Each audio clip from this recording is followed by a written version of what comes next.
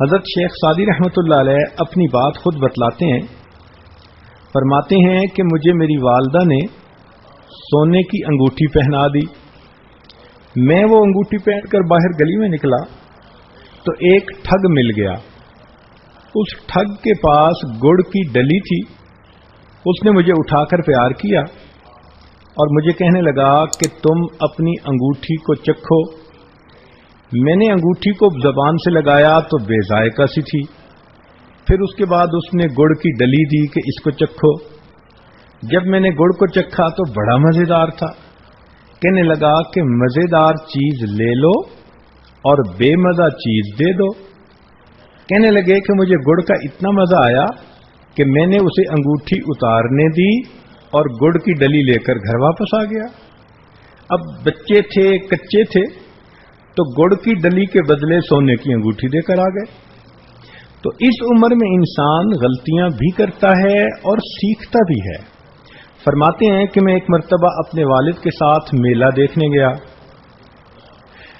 والد نے کہا کہ بیٹا مضبوطی سے میرا ہاتھ پکڑنا، بھیڑ زیادہ ہے، چھوڑنا نہیں. میں نے کہا بہت اچھا. اب میں چل بھی رہا تھا، ادھر ادھر بھی دیکھ رہا تھا. ادھر ادھر کی چیزیں دیکھنے میں ایسا محو ہوا کہ ہاتھ چھوٹی گیا. اور اس کے بعد بہت دیر والد مجھے ڈھونڈتے رہے، میں والد صاحب کو ڈھونڈتا رہا. کافی دیر کے بعد اور پریشانی اٹھانے کے بعد والد صاحب نے مجھے ڈھونڈ لیا. جب انہوں نے مجھے ڈھونڈا تو مجھے کہا کہ تمہیں میں نے کہا تھا کہ پکڑے رکھنا، تم نے یہ کپڑا کیوں چھوڑا؟ تو میں نے پھر ان کو کہا کہ میں کسی چیز کو دیکھنے میں مشغول ہو گیا، توجہ نہیں رہی. تو کہنے لگے کہ والد نے میرے کان کھینچے اور کان کھینچ کر کہا کہ دیکھو بچے، جس طرح تم نے اپنے بڑے کا ہاتھ مضبوطی سے نہ پکڑا تو دنیا کے میلے میں گم ہو گئے، اسی طرح تم بڑے ہو کر اگر اپنے بڑوں کا ہاتھ مضبوطی سے نہیں پکڑو گے تو پھر دنیا کے میلے میں گم ہو جاؤ گے. کہنے لگے کہ بچپن کی ہوئی والد کی یہ بات مجھے آج بھی یاد آتی ہے کہ واقعی جو اپنے بڑوں کا ساتھ چھوڑ بیٹھتا ہے وہ پھر دنیا کے جلملاہٹ کے اندر گم ہی ہو جایا کرتا ہے. فرماتے ہیں کہ میں چھوٹا سا تھا، اپنے والد کے ساتھ تہجد میں اٹھ جایا کرتا تھا. ایک رات میں نے تہجد پڑھی تو گھر کے کچھ لوگ سوئے ہوئے تھے. تو میں نے ابو سے کہا کہ ابو دیکھو یہ لوگ سوئے پڑے ہیں، یہ اٹھ کے پڑھتے ہی نہیں تہجد. تو والد نے کہا کہ بیٹا تم اگر سوئے رہتے تو زیادہ بہتر تھا، اس لیے کہ اب جو تم نے یہ بات کی یہ غیبت میں داخل ہے. ان کو سونے پر اتنا گناہ نہیں ہوگا جتنا تمہیں غیبت کے کرنے پر گناہ ہوا.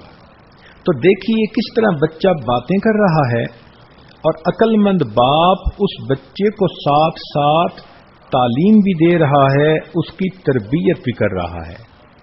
یہ شیخ سعدی رحمت اللہ علیہ ایک بڑے استاد کے شاگرد بنے جن کا نام تھا ابن جوزی رحمت اللہ علیہ، جنہوں نے تلبیس ابلیس لکھی. تو فرماتے ہیں کہ میں شافعی مذہب پہ تھا اور استاد مجھے اس کے مطابق تعلیم دے رہا تھا.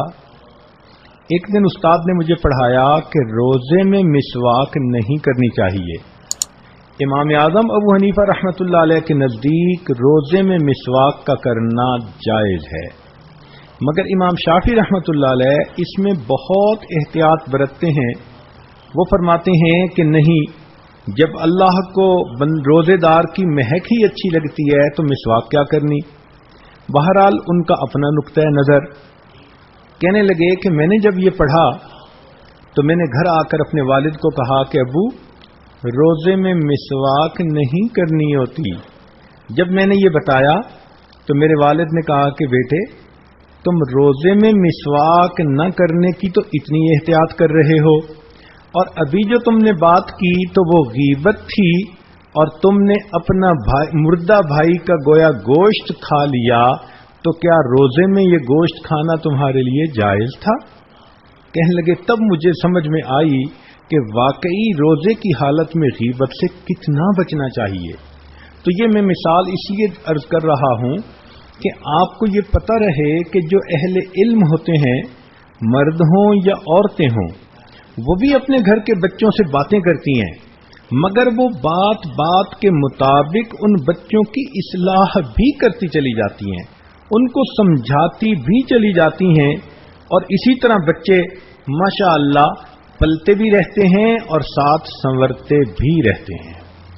اور جن ماؤں کو علم نہیں ہوتا، یا تو وہ غلطیوں پہ بھی درگزر کر دیں گی، پیار کر لیں گی، اور یا پھر انسان کو چھوٹی چھوٹی بات پر جائز سوال کے اوپر بھی ڈانٹ کر چپ کروا لیں گی۔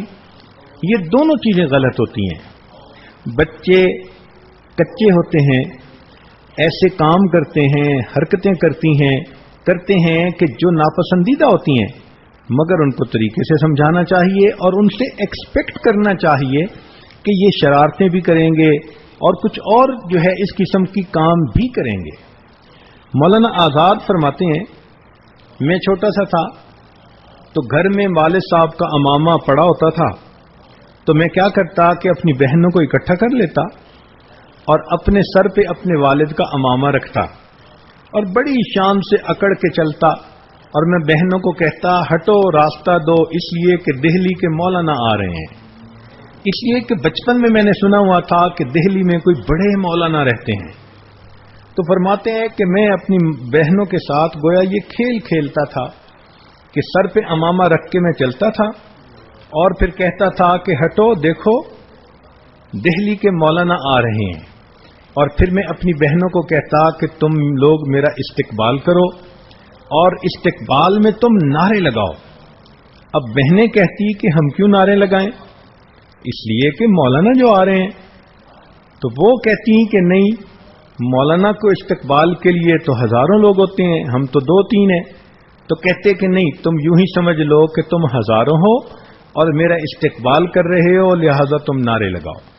اب چھوٹا سا بچہ دیکھو اپنی بہنوں کے ساتھ کس طرح یہ بات کھیل رہا ہے۔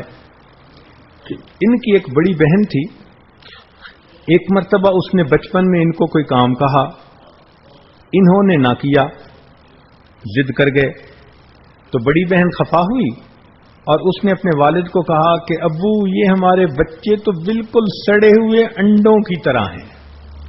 تو کہنے لگے کہ جب میں نے سنا نا کہ بہن نے کہا کہ یہ تو سڑے ہوئے انڈوں کی طرح ہیں، تو میں نے اسی وقت اپنے منہ سے چوں چوں کی آواز نکالنی شروع کر دی اور کہا کہ دیکھو اگر انڈے سڑے ہوئے ہوتے تو اس میں سے یہ مرغی کے بچے کیسے نکلتے۔ اب چھوٹا بچہ ہے، دیکھو وہ اپنی بہن کی بات پہ کس طرح ری ایکٹ کر رہا ہے۔ تو بچے کھیلتے بھی ہیں تو پھر اپنے گھر کے ماحول کے مطابق ہی باتیں کھیلتے ہیں، یا اپنے بڑوں کو جو کرتے دیکھتے ہیں پھر وہی ان کا کھیل بن جاتا ہے۔ مولانا طلحہ دامت برکاتہم خود ایک مطلبہ فرمانے لگے کہ میں چھوٹا سا تھا، گلی میں بیٹھا ہوا اور میں ایک بچے کو بیعت کر رہا تھا، اس لیے کہ میں نے اپنے والد کو بیعت کرتے دیکھا تھا۔ اب میں چھوٹا جو ہے وہ بچے کو بیعت کے کلمات پڑھا رہا تھا، اس کے ہاتھ اپنے ہاتھ میں لیے ہوئے تھے۔ اللہ کی شان کہ ادھر سے حضرت مدنی رحمت اللہ علیہ تشریف لے آئے۔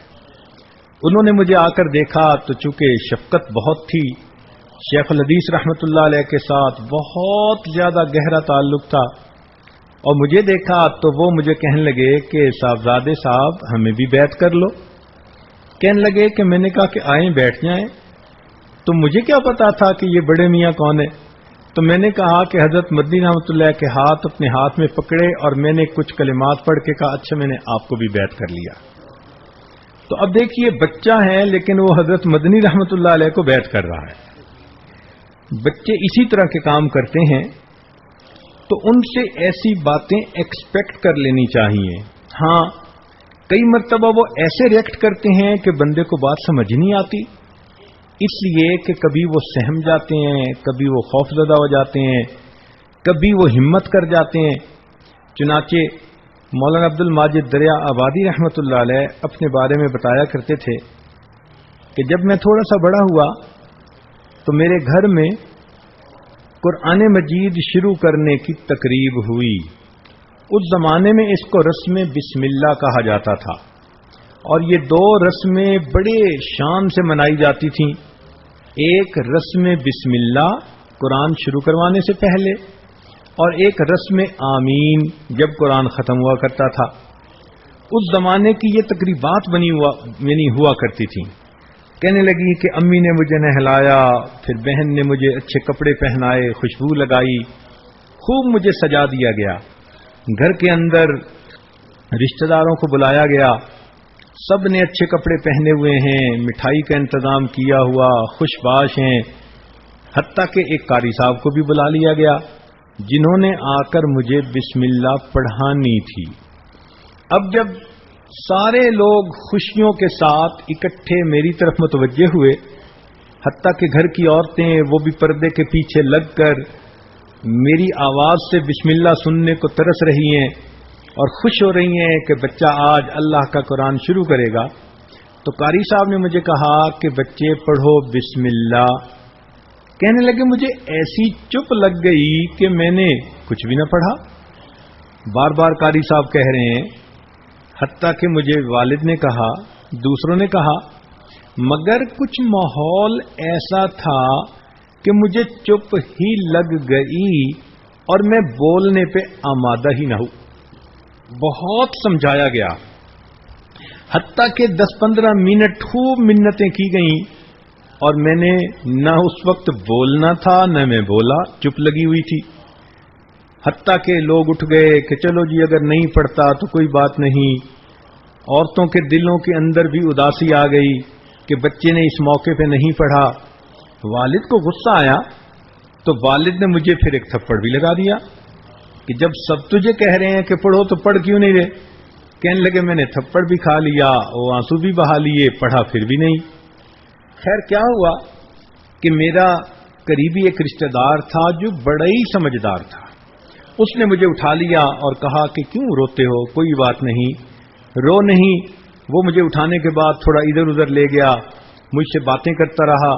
باتیں کرنے کے بعد مجھے کہنے لگا، ارے میاں تمہارے اندر اتنی ہمت ہی نہیں کہ تم 2 لفظ پڑھ دو؟ کیا تمہیں لوگ بے وقوف کہیں تو یہ تمہیں اچھا لگے گا؟ میں نے کہا نہیں، میں تو بے وقوف نہیں ہوں. اس نے کہا تمہیں اگر گندا بچہ کہیں تو اچھا لگے گا؟ میں نے کہا نہیں، میں گندا بچہ تو نہیں ہوں. اس نے کہا گندے بچے نہیں ہو تو پھر ان کو پڑھ کے سنا دو کہ تم بسم اللہ پڑھنا جانتے ہو. کہنے لگے جب اس نے مجھے اس طرح پراپرلی ڈیل کیا تو میں نے اتنے زور سے بسم اللہ پڑھی کہ قاری صاحب تو کیا گھر میں بیٹھنے والی عورتوں نے بھی بسم اللہ کی آواز سن لی. تو اب دیکھیے کہ ہے تو بچہ، لیکن اگر اس کو تھپڑ مارا تو چپ لگی ہوئی تھی اور پیار کے ساتھ اس کو ڈیل کیا تو اس نے اتنا اونچا پڑھا کہ دیوار کے پار بھی اس کی آوازیں جانے لگ گئیں. تو یہ بچے عام طور پر ایسے ہی کرتے ہیں. اگر آپ نے بچے کو کوئی بات کہی، اس نے نہ کر دی، ماننے پہ تیار ہی نہیں، غصہ مت ہوں، آپ اس کا تھوڑا سا ماحول بدل دیں، ادھر ادھر کی بات بدل دیں، اور بات بدلنے کے تھوڑی دیر بعد آپ جب پھر وہی بات کہیں گی تو وہ فوراً کر لے گا. بچے کی اللہ نے میموری بہت شارٹ بنائی ہوتی ہے. اس شارٹ میموری کا فائدہ اٹھانا چاہیے اور اس سے ڈیل کرنا بندے کو آنا چاہیے. چنانچہ وہ کہتے ہیں کہ اس بچپن کی عمر میں بس سارا دن مجھے ایک ہی فکر ہوتی تھی کہ شام کو ایک خانچے والا آتا تھا، وہ کبھی گنڈیریاں بیچتا تھا اور کبھی سموسے بیچتا تھا اور ایسی چٹپٹی چیزیں بیچتا تھا. سارا دن مجھے بس اس کی فکر ہوتی تھی کہ کب عصر کا وقت آئے اور وہ خانچے والا صدا لگائے اور میں امی سے پیسہ لوں اور اس سے جا کر چٹپٹی چیز لا کر کھاؤں. لو بچے کی زندگی کا سب سے بڑا یہی گویا اس وقت مقصد بنا ہوا تھا. کہنے لگے کہ میں چھوٹا تھا تو ایک دن امی ابو آپس میں بیٹھے بات کر رہے تھے تو کسی نے کہا کہ قیامت کا دن ہوگا، بہت گرمی ہوگی اور سورج تو سوا نیزے پہ ہوگا اور پسینہ ہوگا اور بہت مشکل ہوگی. تو ساری باتیں سن کے میں ہنس پڑا. تو امی نے کہا کہ بیٹے ہنس کیوں رہے ہو؟ تو میں نے کہا امی جب اتنی زیادہ گرمی ہوگی تو میں گرمی سے بچنے کے لیے کمرے میں چلا جاؤں گا. تو کہنے لگے سارے گھر والے ہنسنے لگے کہ حشر کی گرمی کا تذکرہ، اور بچے کا حال دیکھو کہ کہہ رہا ہے کہ امی اس گرمی سے بچنے کے لیے میں اس دن کمرے میں چلا جاؤں گا. تو بچے کی اتنی ہی سوچ ہوتی ہے اور اتنا ہی اس کا معاملہ ہوتا ہے. چنانچہ حضرت مولانا خلیل الرحمان سہارنپوری رحمۃ اللہ علیہ، ان کے گھر میں ایک خادمہ کام کرتی تھی اور اس خادمہ کا نام تھا رحمتی. وہ گھر کے کام سمیٹتی تھی، قریب ہی رہتی تھی. اس نے ایک بکری بھی پالی ہوئی تھی. چنانچہ اس بکری نے ایک بچہ دیا، چھوٹا سا میمہ. مولانا یوسف رحمۃ اللہ علیہ جو حضرت مولانا الیاس رحمۃ اللہ علیہ کے صاحبزادے تھے، جانشین تھے، وہ بچپن کی عمر میں تھے اور وہ حضرت مولانا خلیل احمد سہارنپوری رحمۃ اللہ علیہ کے ہاں آیا جایا کرتے تھے. فرماتے ہیں خود کہ میں جب وہاں جاتا تھا تو مجھے وہ چھوٹا بکری کا بچہ بہت اچھا لگتا تھا، تو میں اکثر اس بکری کے ساتھ اور بکری کے بچے کے ساتھ کھیلتا تھا. تو ایک دفعہ کیا ہوا کہ لوگ آپس میں حج کی باتیں کر رہے تھے کہ ہم نے حج پہ جانا ہے. میں ان کی باتیں سنتا رہا تو آخر پہ پھر میں نے کہا کہ ہاں میں بھی حج پہ جاؤں گا. تو کسی نے پوچھ لیا کہ کیسے حج پہ جاؤ گے؟ تو کہنے لگا کہ میں نے کہا کہ رحمتی کی بکری کا جو چھوٹا بچہ ہے نا، میں اس کی پیٹھ پہ سوار ہو کر حج کے لیے جاؤں گا. اب دیکھو چھوٹا سا بچہ بچپن کی عمر میں یہ جواب دے رہا ہے کہ میں بکری کے بچے کی پیٹھ پر بیٹھ کر حج کروں گا. کہنے لگے یہ بات ایسی مشہور ہوئی کہ پھر مولانا خلیل الرحمان سہارنپوری رحمۃ اللہ علیہ جب بھی کبھی مجھے ملتے تو بچپن میں مجھے دیکھ کر کہتے کہ ہاں سناؤ بچے تم حج پہ کیسے جاؤ گے؟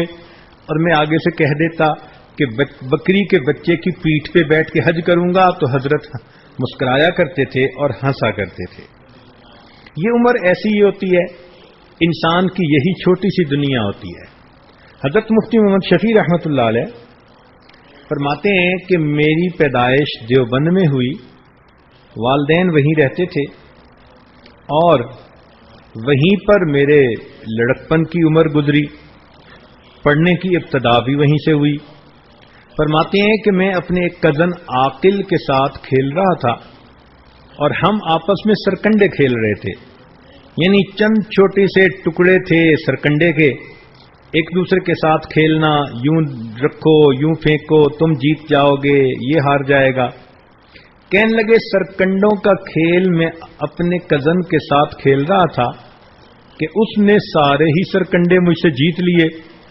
فرماتے ہیں میں اتنا ڈپریس ہوا کہ اتنا میرا نقصان ہو گیا. اب سوچو کہ بچے کی دنیا کیا ہے کہ سرکنڈے اس سے اگر کسی نے جیت لیے تو گویا اس پر پہاڑ ٹوٹ پڑا. وہ سمجھتا ہے کہ دنیا کا اتنا بڑا خزانہ اس کے ہاتھ سے کسی نے لوٹ لیا.